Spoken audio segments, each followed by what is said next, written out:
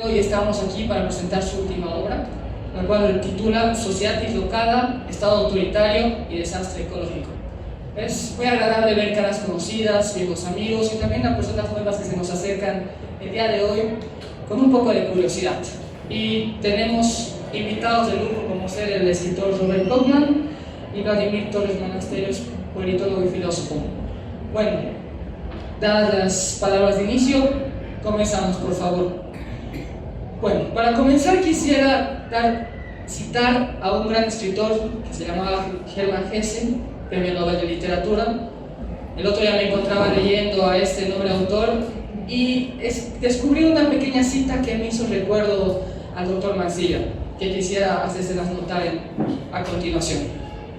La cita dice así: hombre célebre, viajero asiduo un tiempo, conocedor del mundo y de un carácter conciliador y que solía tratar hábilmente a cuantas personas se le aproximan.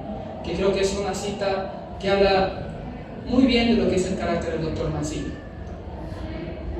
Para comenzar, vamos a iniciar con la intervención de Vladimir Torres Monasterios, el cual tengo el placer de presentar. Vladimir Roger Torres Monasterios nació el 4 de junio de 1985. Politólogo y abogado, magíster en filosofía y ciencia política, cursó el doctorado en ciencias de desarrollo del CIDES en la UNSA y una especialidad de análisis político en la Universidad Católica Boliviana. Ha escrito varios artículos sobre derecho constitucional y análisis de coyuntura para la revista de la carrera de ciencia política de la UNSA y la revista Umbrales del CIDES UNSA.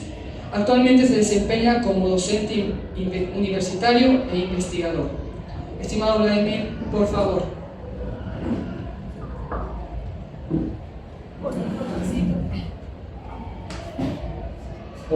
Hola. Bueno, muchas gracias. En primera instancia a todo el público por venir, al profesor Mansilla por darme la confianza de leer su trabajo con tanta anticipación. Yo quiero dividir mi comentario en tres partes.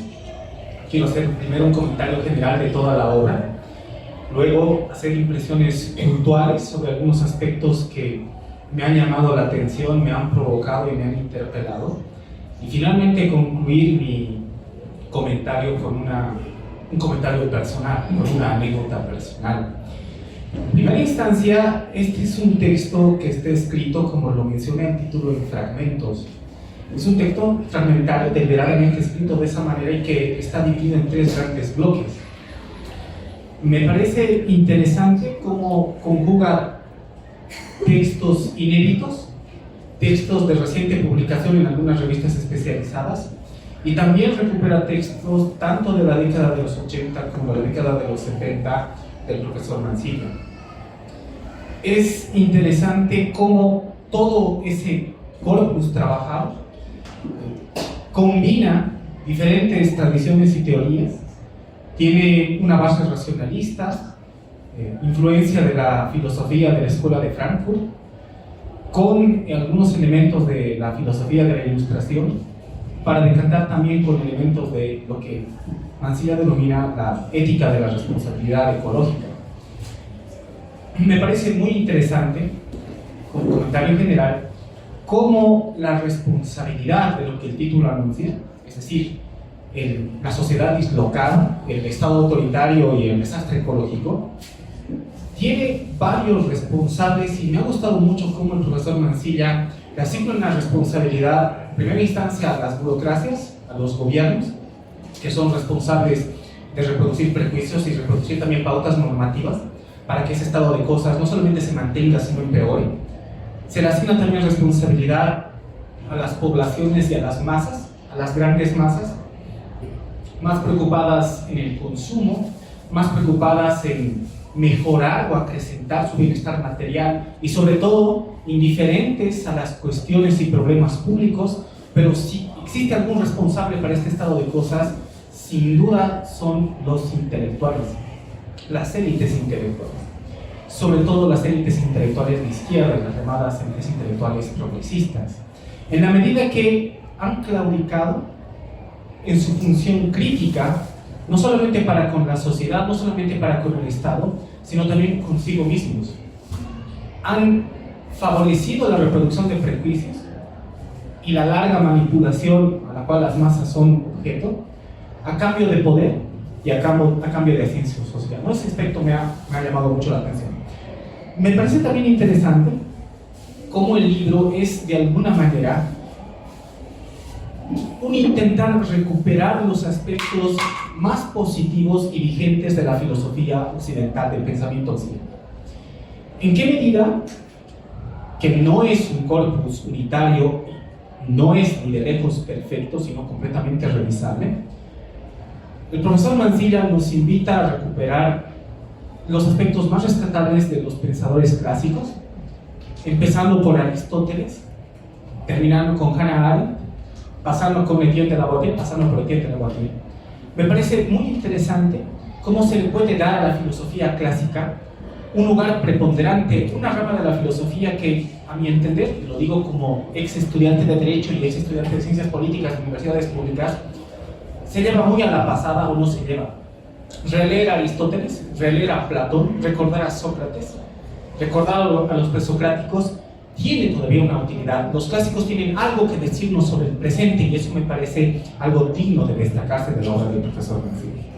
Al mismo tiempo, creo que el profesor Mansilla intenta rescatar los aspectos que él identifica como más importantes de la civilización occidental: la división de poderes, la separación de poderes, la democracia pluralista, el Estado de Derecho, la emancipación de la mujer y la preocupación constante de la protección del individuo contra los poderes del Estado, contra los poderes que podrían sobrepasar.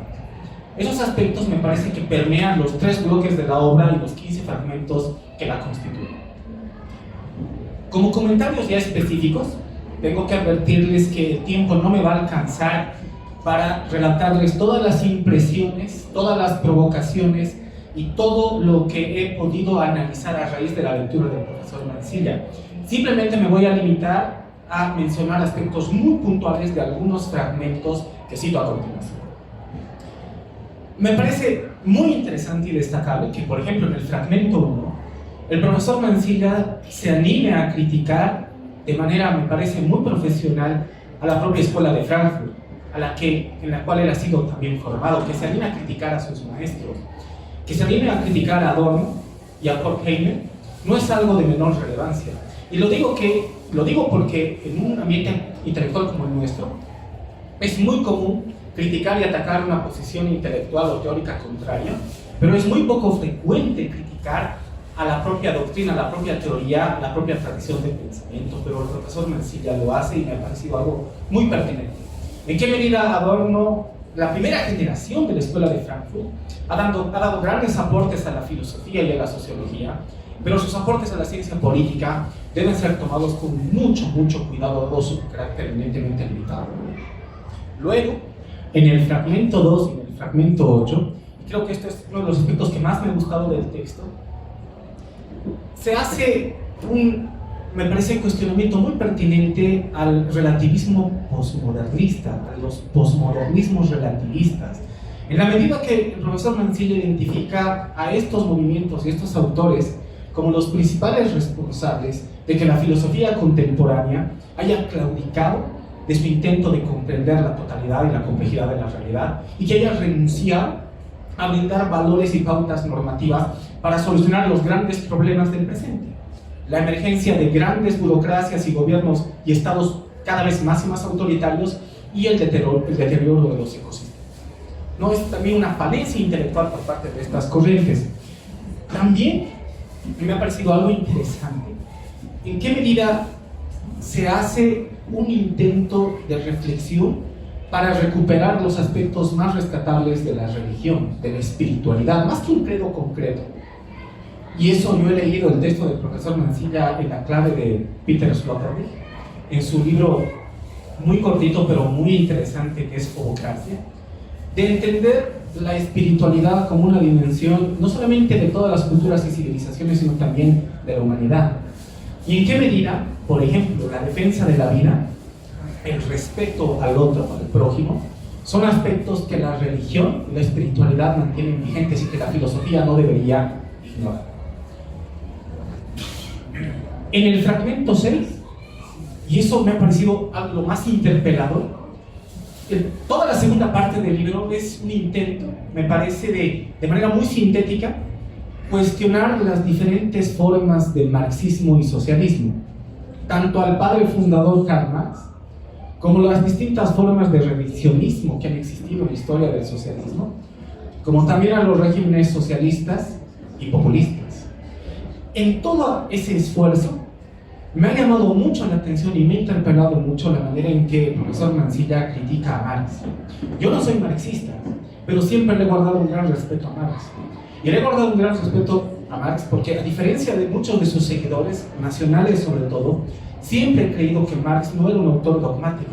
Más allá del manifiesto comunista, sobre todo sus escritos de juventud, Marx manifiesta una actitud que podríamos llamar crítica consigo mismo. De hecho, en algo que no estoy de acuerdo con el texto, es que de alguna manera creo que esa capacidad de Marx de haber escrito tanto, pero de no haber publicado tanto, es prueba de que no era un autor dogmático.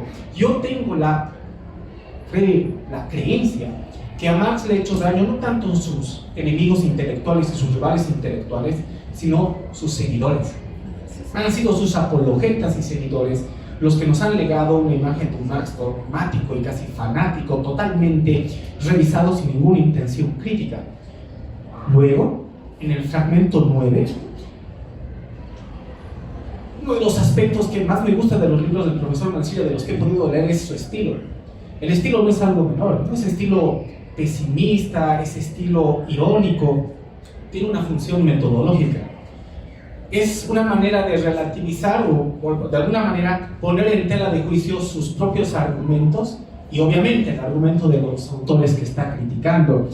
Sin embargo, pese a ese pesimismo realista que impregna todos los fragmentos, todos sus escritos, sorpresivamente he detectado un texto que es un tanto optimista. He detectado algunos dejos de esperanza que me han llamado poderosamente la atención. El profesor Mansilla piensa, y esa es mi lectura, que todo este descalabro que describe el mundo contemporáneo en su libro no es algo que se va a solucionar de la noche a la mañana, ni es algo que pueda solucionarse solamente por la mera voluntad. Sin embargo, dice que mantiene una esperanza muy grande por la educación y por el contacto con otras culturas, que si intelectuales y sobre todo las masas de nuestros países, los grandes sectores populares, tuvieran una mejor educación y un contacto más fluido con el mundo, una actitud abierta, con otras creencias, con otros valores, con otras pautas normativas, tal vez todo este proceso podría poco a poco y en un periodo largo de tiempo corregirse. Lamentablemente yo no soy tan optimista. Y en ese aspecto creo que soy aún más pesimista que el profesor Mansilla. Y lo digo en base a lo siguiente. La crisis que ha vivido el país el 2019 y que se extiende hasta la actualidad, me hace pensar que ni siquiera una buena educación, ni siquiera un contacto cosmopolita con otras culturas, civilizaciones del pasado o del presente, puede o es hasta cierta manera impotente para hacer frente a la manipulación de masas que llevan adelante los actores políticos, no solamente el Estado, no solamente los partidos de izquierda, sino todos los actores políticos del sistema político han, en los últimos años, hecho esfuerzos muy grandes para hacer que la polarización se mantenga. Así que en eso no estoy de acuerdo con lo que menciono. Finalmente, para terminar esta parte de los comentarios puntuales, quisiera hacer una mención muy importante al fragmento número 15. Me ha gustado mucho el fragmento número 15, que es el texto dedicado a Wagner Terrassa-Surquini, autor que les confieso que en mis modestos conocimientos y en mi gran ignorancia no conocía, pero que este fragmento sirve como una hoja de ruta muy sintética para conocer al autor, para conocer su obra y para de alguna manera introducirse a los estudios sobre el medio ambiente y el ecologismo desde Bolivia. Y me ha gustado mucho también. Finalmente, para cerrar mi comentario, quiero compartir con ustedes cómo yo he conocido la obra del profesor Mansilla. Por el año 2006-2007, yo andaba muy decepcionado con mis estudios en Derecho. Siempre he pensado que uno de los peores lugares que un joven puede estudiar, o lo que puede estudiar, es Derecho y en la UNSA. Y lo digo casi como un trauma. Yo andaba en ese interín de dejar de estudiar Derecho, dedicarme a la ciencia política, estudiar otra cosa, entrar a la carrera de Filosofía. Y en ese interín se empezó a hablar del profesor Mansilla. Era una de las primeras veces que escuchaba que un autor reciba calificativos tan desiguales. Algunos lo calificaban de conservador, otros decían que era liberal, otros lo calificaban de reaccionario, incluso algunos decían que era nacionalista. Y a mí, les digo, ¿no?, entre docentes, estudiantes, a mí la única manera de quitarme esa duda era consultar sus obras.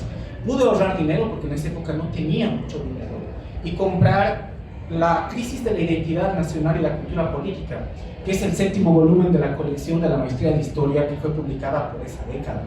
Me gustó mucho el texto y de hecho leí uno de los fragmentos o de las partes de ese libro con mucha atención, que me sirvió para una línea de investigación que mantengo hasta ahora, que es un estudio sobre Frans Tamayo. Esa obra del profesor Mansilla tenía una de las críticas más sintéticas, más cortas, pero más vigorosas y más interesantes que había leído sobre Frans Tamayo. Les cuento todo esto porque al leer este texto en ese entonces y leer su libro ahora, me traen recuerdos muy buenos y muy interesantes.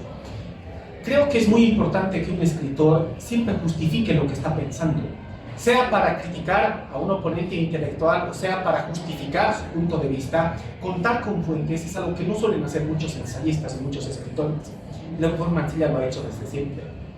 Y el último punto que quiero destacar en base a esa anécdota es que, si bien el profesor Mansilla reconoce en el fragmento 14, si no me equivoco, que él ha estado escribiendo sobre los mismos temas más o menos desde 1982, que está abordando las mismas temáticas desde diferentes enfoques, pero que básicamente sus preocupaciones intelectuales son las mismas con las que ha empezado a escribir.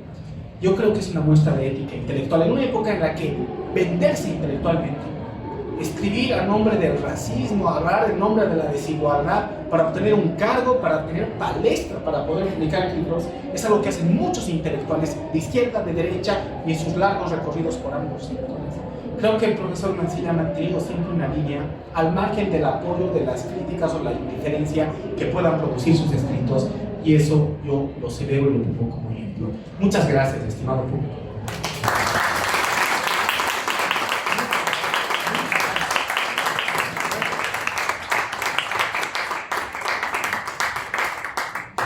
Muchas gracias, estimado Vladimir, como siempre sagaz y puntual. Ahora vamos a continuar con nuestro siguiente comentarista, que es nuestro estimado amigo Robert Blockman. Robert Blockman es historiador, periodista, autor, traductor, docente, fotógrafo y motoquero, ¿no? También, estimado Robert. Y también fue consultor en comunicación estratégica. Estudió Ciencias de la Comunicación en la Universidad Católica San Pablo de La Paz y periodismo en Arizona State University. Es fellow del Centro Hemisferio de Estudios de Defensa de Washington, D.C. y trabajó en la agencia DPA tanto en Hamburgo como en La Paz. Fue subdirector del periódico La Razón y encargado de comunicaciones de la ONU en Bolivia. Es autor de los libros El general y sus presidentes, Soldado rebelde y marica, Tan lejos del mar, 2 disparos al amanecer y 21 días de resistencia. Bueno, estimado Robert, te cedemos la palabra, por favor. Muchas gracias. Muchas gracias. Primero quiero agradecer al doctor Mansilla por haberme honrado con designarme para comentar su libro, y declararme además encantadísimo de compartir esta testera con Vladimir, porque me encantó tu visión, tu comentario. Coincido un 100% de las cosas que has dicho. Estupendo. Pues bien, yendo al tema, ha habido momentos desde que el doctor Mansilla me encomendó leer su libro para comentarlo, en que, caramba, lo llené de imprecaciones y lo insulté desde mi escritorio, porque decía, ¿en qué diablos me he metido? Me he metido en una camisa de 11 varas. Me parecía tremendamente difícil encontrarle un hilo conductor para poder narrar o comentar o, no sé, encontrar una cosa en común en el libro. No porque sea un libro difícil, bien lo ha dicho Vladimir, es un libro que está hecho de varios fragmentos, ¿no? Y está escrito, como siempre todas las obras del doctor Mansilla, en un lenguaje engañosamente simple. Es decir, es muy fácil de leer es muy estimulante, cada una de las cosas que dice lo dejan a uno pensando, por lo cual no es un libro para leer a las volandas, que es como nosotros los comentaristas tenemos que leer un libro necesariamente antes de su publicación para el comentario, ¿no? De hecho, yo me hice resúmenes de 41, el primer resumen de 43 páginas, que no me gustó nada. Después me hice un resumen de 8 páginas, que me gustó todavía menos, ¿no? Y dije, y en eso estaba hace un par de días cuando me encuentro aquí en los corredores de la Feria del Libro con Einar Rosso, que está aquí, y le digo, no sé qué voy a hacer con el libro, no sé por dónde empezar a morderlo, ¿no? Y él me dice en broma, ¿por qué no haces lo siguiente? Tú simplemente declaras 5 minutos de silencio en honor a tan magnífica obra, ¿no? Que podía ser una posibilidad. Pues bien, no llegó a ser tanto. Pero es un libro tan denso en conocimiento, en hechos, en citas, ¿no? En personajes, que si hubiéramos aquí 15 personas en la testera y cada uno tuviera que comentar sobre el libro, cada uno tendría diferentes enfoques y cada uno podría, seguramente no nos pisaríamos los pies en escoger pasajes sobre las cosas que dice el doctor Mancilla. Dicha esta pequeña introducción, me voy a permitir leer el resumen del comentario que hice sobre el libro. Como bien ha dicho ya Vladimir, está dividido en 3 partes. Voy a empezar a leerlo. El título titula Sociedad dislocada, Estado autoritario y desastre ecológico. Ahí HCF Mancilla emprende una travesía intelectual explorando las dinámicas del poder político y sus conexiones con el orden social, la autoridad estatal y la crisis ecológica. Va encontrando cosas que parecen ser relativamente dispersas, pero él encuentra y hace que el lector una los puntos y les encuentre sentido ciertamente. Aunque a primera vista podría parecer redundante abordar el tema crítico del poder, el autor trae una perspectiva fresca derivada de siglos de esfuerzos infructuosos por eminentes pensadores y científicos sociales. Desde la antigua Grecia, Aristóteles es el primer citado, hasta el presente, el poder ha sido un tema fértil, moldeado por innumerables matices y entrelazado con diversas disciplinas. HCF Mancilla destaca la obra de titanes como Tucídides, Nicolás Maquiavelo, Etienne de Laboétie, Thomas Hobbes, Friedrich Nietzsche, Sigmund Freud, Max Weber, Heinrich Popitz, Hannah Arendt, Michel Foucault, Mark Lilla y Niklas Luhmann, entre muchos otros, quienes han plasmado sus brillantes análisis en los confines de estas cuestiones. Freud y sus seguidores del psicoanálisis se sumergieron en los aspectos prelógicos y prerracionales que predisponen a la población a aceptar estructuras de poder, incluso las más brutales, alimentando así la sumisión voluntaria que potencia el control de líderes sin escrúpulos.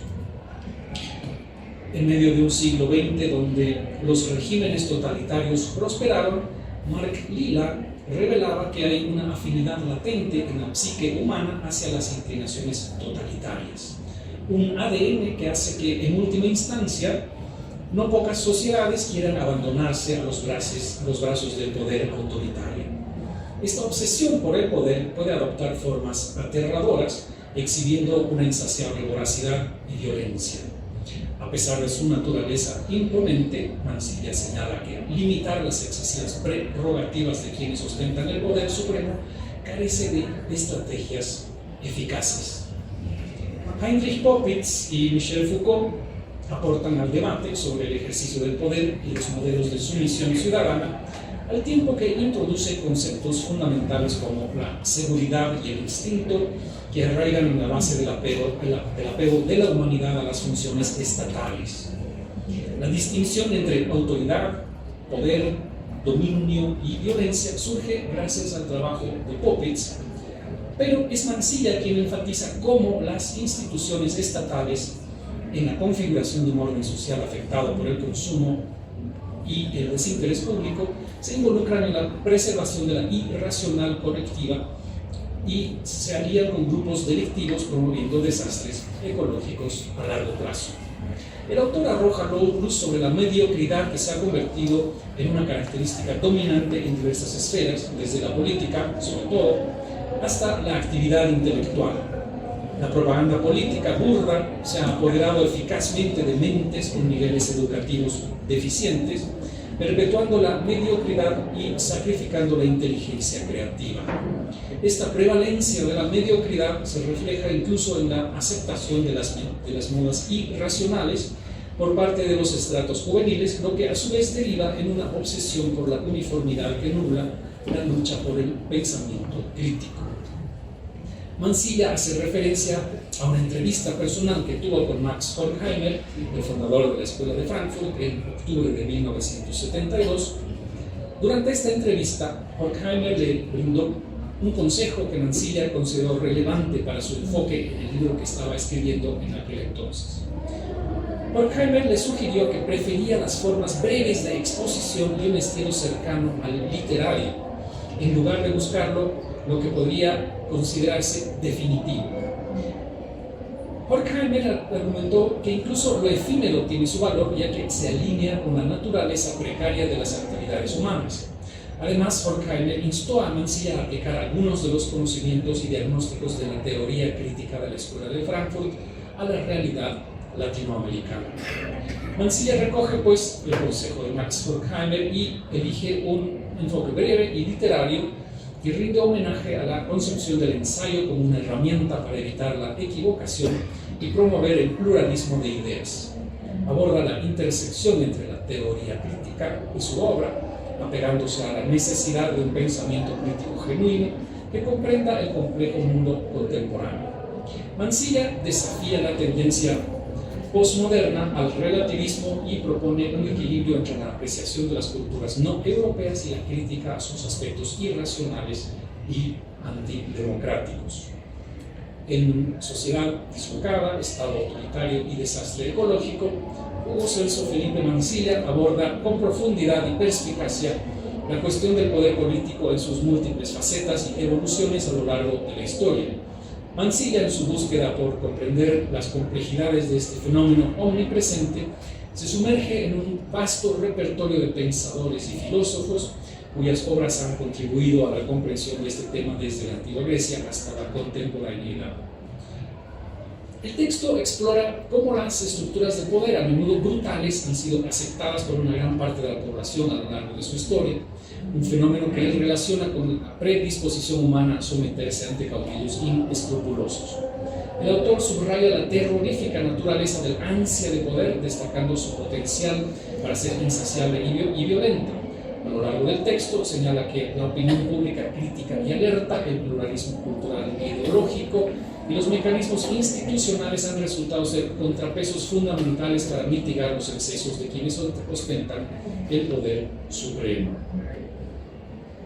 La obra se adentra en las formas específicas del ejercicio del poder y cómo los ciudadanos, en su mayoría súbditos, interactúan con él en la vida cotidiana. Mansilla examina el trabajo de Heinrich Popitz, quien explora la conexión entre el instinto de seguridad humana y la aceptación de las estructuras de poder, lo que añade una capa profunda a la comprensión de la realidad entre poder y ciudadanía. Sobre el estilo, Mansilla adopta un enfoque ensayístico y fragmentario al presentar sus reflexiones sobre el poder político. Siguiendo los consejos de Max Horkheimer, como yo decía, fundador de la Escuela de Frankfurt, Mansilla abraza la forma breve de exposición en un estilo cercano a lo literario. Esta elección de enfoque y estilo le permite al autor explorar la complejidad del poder sin pretensiones definitivas, abrazando la naturaleza precaria de las actividades humanas. Pero también anota el consejo de otro de sus maestros, en el mismo sentido, Theodor Adorno, dice Mansilla, valoraba la virtud del ensayo y el fragmento frente al tratado sistemático, ya que el ensayo reduce la posibilidad de error, disminuye la naturaleza categórica y en ocasiones dogmática de las opiniones y promueve la diversidad de ideas. El libro, para terminar, es una obra provocadora que guía al lector a través de un viaje reflexivo sobre el poder político, sus manifestaciones y sus efectos en la sociedad. Con su estilo ensayístico, Mansilla invita a los lectores a un diálogo íntimo con sus propias ideas. Largo diálogo. y percepciones, al tiempo que ofrece nuevas perspectivas sobre un tema tan perenne como el poder. Muchas gracias.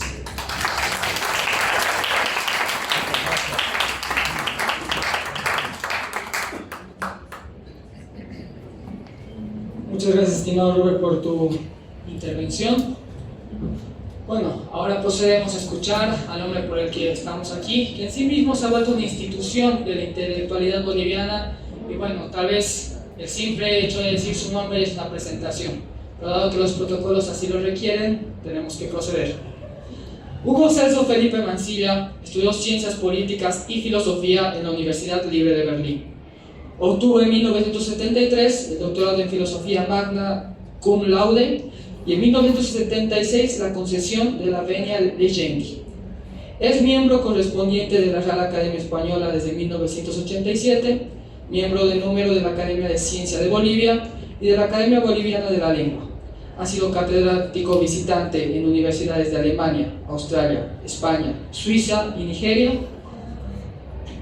Ha publicado alrededor de 50 libros y más de 300 artículos en su historial, dispersos todos en revistas de más de 20 países. Sus libros también han aparecido en naciones como Alemania, España y Latinoamérica.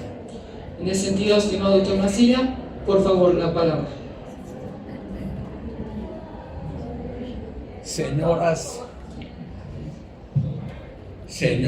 y señores, agradezco de la manera más cordial a los comentaristas de mi libro, Robert Brockman y Vladimir Torres, quienes ya han dicho lo esencial en torno a mi obra. Quiero expresar mi más sincero reconocimiento a la casa editorial Rincón Ediciones y a su director, Omar Montesinos, por la calidad de los libros que publica y por tomar a su cargo un texto como el mío, que probablemente no está destinado a ser un producto de consumo masivo. Esta casa editorial, sin recibir ninguna colaboración de instancias oficiales o privadas y confiando exclusivamente en el público lector, viene realizando una encomiable labor en pro de la difusión de la cultura.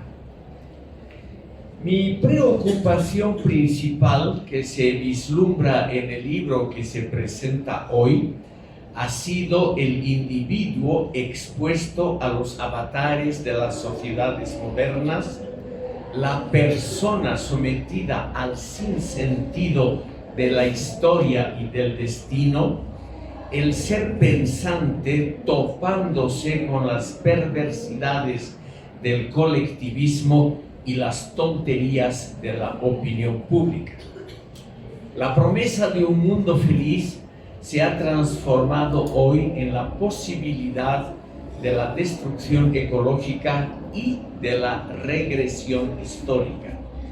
Reivindico el valor superior del individuo frente a las coacciones manifiestas de los sistemas autoritarios, por un lado, y ante las seducciones sutiles de la industria contemporánea del entretenimiento masivo, por otro. Sociedad dislocada es quizá una expresión dramática y exagerada.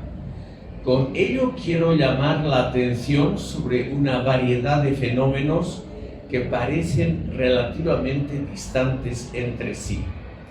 Se puede afirmar, por ejemplo, que las mentalidades colectivas no siempre son proclives al racionalismo político, a la democracia moderna y al tratamiento racional de los adversarios. Los sectores de la población boliviana que se reclaman de ideologías progresistas y de credos revolucionarios están inmersos en los mismos códigos colectivos que el resto de la población, códigos que no son favorables a la convivencia razonable de los ciudadanos. En gran parte, los consagrados a labores pedagógicas no cumplen una de las grandes tareas que la sociedad les ha asignado, la ejemplaridad.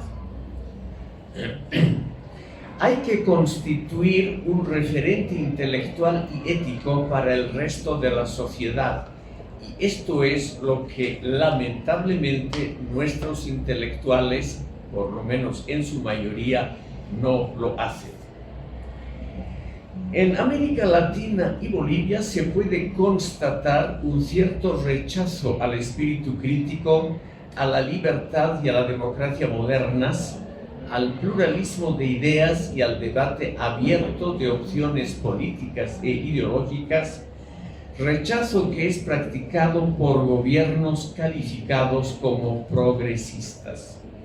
La cultura occidental emerge como una grave amenaza para toda la sociedad convencional. Y esto resulta así porque el modelo civilizatorio occidental conlleva también la tendencia a poner en cuestionamiento los cimientos, la parte más entrañable de todo sistema social y de toda convicción profunda. En América Latina permanece activo un fundamento jerárquico, antiliberal y antipluralista, de vieja raigambre católica, que se ha sobrepuesto a ideologías de muy distinto signo, dando como resultado una amalgama que, bajo variantes muy distintas, no retrocede ante la construcción de regímenes democráticos bajo el manto de ideologías revolucionarias. En los siglos XX y XXI hemos visto que para los grandes experimentos comunistas y los curiosos regímenes populistas, lo único importante era y es alcanzar y consolidar el poder político. Todo el resto, lo que proclamaban socialistas de todas las teorías, la revolución radical, el amor al pueblo, la mejoría continua del nivel de vida, la eliminación de las alienaciones modernas y la construcción del prometido y nunca alcanzado paraíso de los trabajadores ha sido y es retórica secundaria, en realidad algo superfluo. ¿Por qué habría que analizar el comportamiento de estados reputados como autoritarios?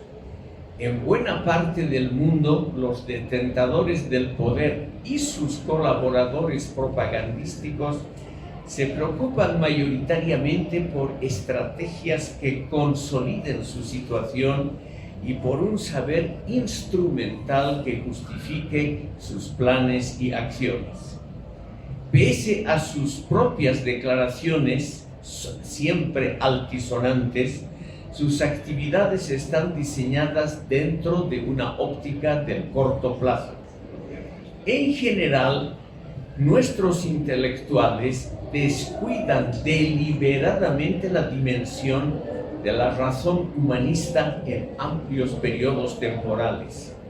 Por ello, su desinterés por la protección efectiva del medio ambiente y de los ecosistemas en peligro.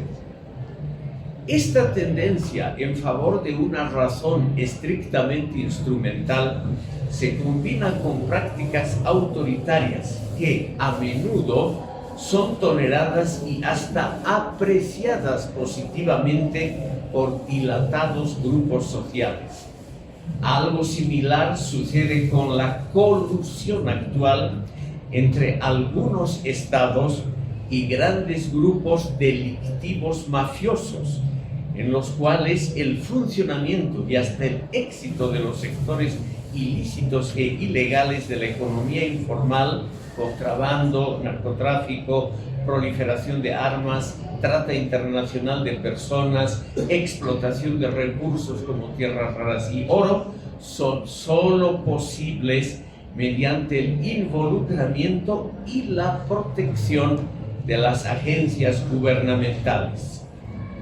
Todo esto está muy vinculado a otro fenómeno muy difundido en el presente: la prevalencia de la mediocridad y la medianía intelectual que se ha impuesto a nivel mundial en los partidos políticos, en las actividades públicas, también en las empresas privadas, las asociaciones de intereses y en el trabajo intelectual.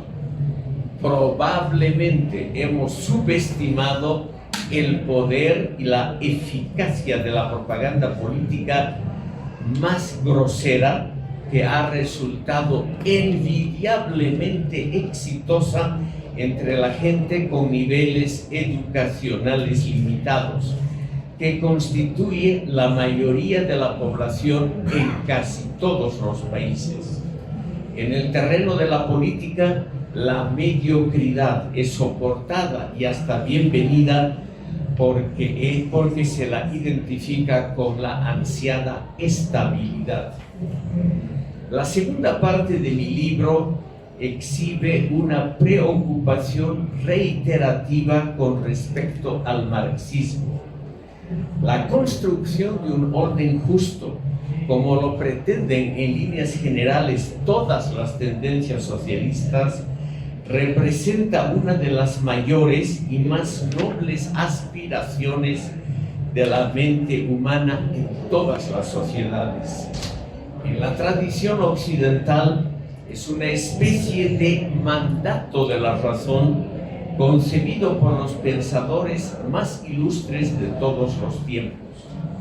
La teoría marxista es la culminación de un proyecto iniciado por la República del divino Platón.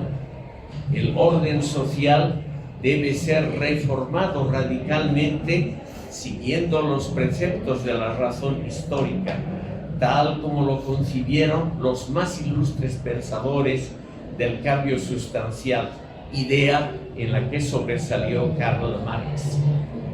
Es comprensible que estas concepciones hayan sido abrazadas fervorosamente por amplios grupos sociales e individuos de corazón generoso. Los clásicos del marxismo y los practicantes humanistas de los regímenes radicales de izquierda han creído que el socialismo traería consigo el fin de las alienaciones modernas, la eliminación del Estado, la terminación del régimen de clases y la emancipación efectiva de los individuos, es decir, el reino de la libertad en palabras de Karl Marx. En la cruda realidad, los países con gobiernos socialistas y populistas han experimentado la construcción de enormes aparatos burocráticos que se han dedicado a reprimir los anhelos emancipatorios de las poblaciones involucradas, mostrando así su verdadero rostro. La cuestión del poder y su ejercicio actual por élites progresistas que hablan habitualmente a nombre del pueblo representan cuestiones que pueden ser estudiadas provechosamente mediante el análisis de la mentalidad colectiva y de la predisposición de las masas a ser manipuladas en muchos países. Bolivia constituye un buen ejemplo de ello. Es lo que trato de analizar en este libro. Las dificultades de aclimatación de una democracia pluralista y moderna en Bolivia tienen que ver directamente con las tradiciones autoritarias, jerárquicas e irracionales de vieja data que se han sedimentado en varios sectores sociales y particularmente en los grupos de intelectuales que pretenden encarnar el espíritu revolucionario. He intentado analizar y criticar este sentido común tan extendido en Bolivia, enaltecido por intelectuales izquierdistas de primera categoría como René Zabaleta Mercado, quien lo hizo con el concepto de lo nacional popular, a lo largo de varios ensayos de este libro, porque creo y sostengo, tal vez equivocadamente, que las formas actualizadas del dogmatismo constituyen factores que dificultan la instauración de una convivencia razonable entre los bolivianos. Finalmente, quiero dejar un testimonio de agradecimiento a todos aquellos que me mostraron la bondad de los grandes corazones, la complejidad del mundo, la belleza del arte y de la literatura y la verdad inapreciable de la gente sencilla. El tiempo lo estropeará todo, sin duda alguna, pero aún así hay que dejar una constancia de gratitud en favor de las personas que han facilitado nuestra vida. Muchas gracias por escuchar.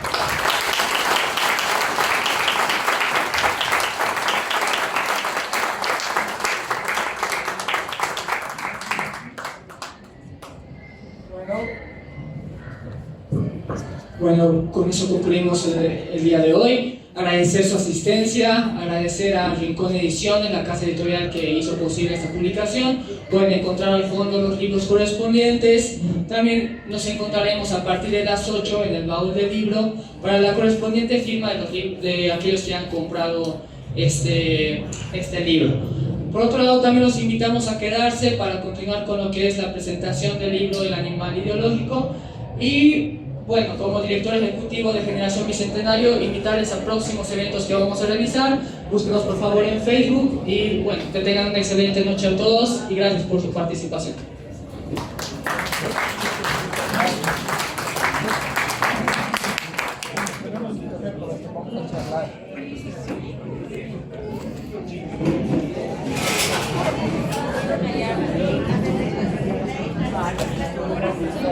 Sí.